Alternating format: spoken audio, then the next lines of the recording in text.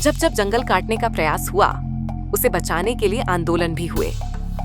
उत्तराखंड में 1973 में हुए चिपको आंदोलन से लेकर हैदराबाद में कांचा गाजीबोवली जंगल को बचाने के लिए छात्र, स्थानीय लोग और पर्यावरणविद सड़क पर उतर आए हैं। बड़े विरोध के बाद मामला कोर्ट पहुंचा। अब इस जंगल को काटने पर रोक लग गई है, लेकिन विकास के नाम पर हरे भरे जंगल को काटना कितना सही है, इस पर भी चर्चा होना जरूरी है। स्थानीय लोगों का कहना है कि जंगल कटने से लोकल इकोसिस्टम पर फर्क पड़ेगा।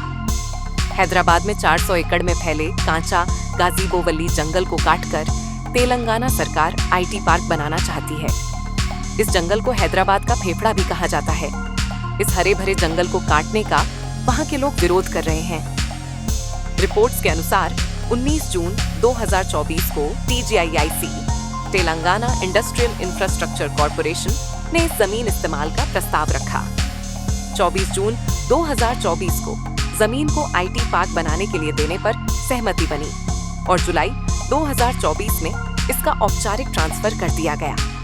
जब 30 मार्च 2025 को अचानक जंगल को काटने का काम शुरू हुआ, तो हैदराबाद यूनिवर्सिटी के छात्रों ने विरोध शुरू कर दिया।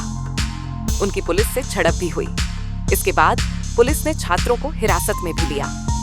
पुलिस की कार्रवाई के बाद हैदराबाद यूनिवर्सिटी की स्टूडेंट यूनियन भी छात्रों के साथ आ गई।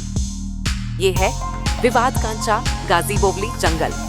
1974 में हैदराबाद यूनिवर्सिटी की स्थापना के समय आवंटित 2300 एकड़ जमीन में से 400 एकड़ जमीन का हिस्सा था, लेकिन कानूनी तौर पर राज्य सरकार पूरी जमीन की मालिक है।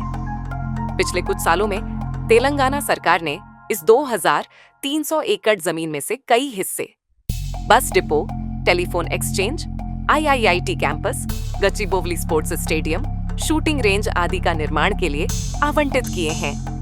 विवादित 400 एकड़ जमीन को तत्कालीन संयुक्त आंध्र प्रदेश सरकार ने 2003 में एक निजी खेल प्रबंधन फर्म को सौंप दिया था, लेकिन 2006 में गैर उपयोग के कारण इसे वापस ले लिया गया।